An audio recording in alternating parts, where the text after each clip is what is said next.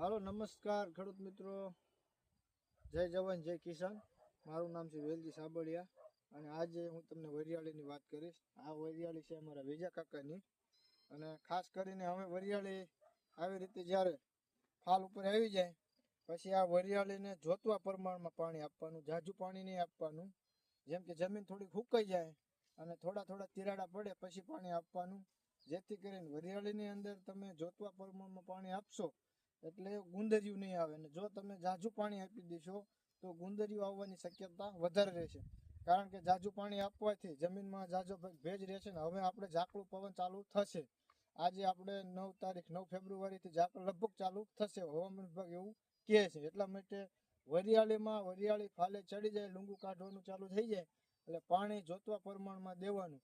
અઠવાડિયે 5 દિવસે સારી જમીન હોય, લોટકી ઝાઝો ભેજ રહેતો હોય તો 8-10 દિવસે આપવાનું, નહીતર 5-6 દિવસે આપવાનું. વિડીયો ગમે તો ફેસબુક પેજને ફોલો કરજો અને યુટ્યુબ ચેનલને સબસ્ક્રાઈબ કરી દેજો. જય જવાન જય કિસાન.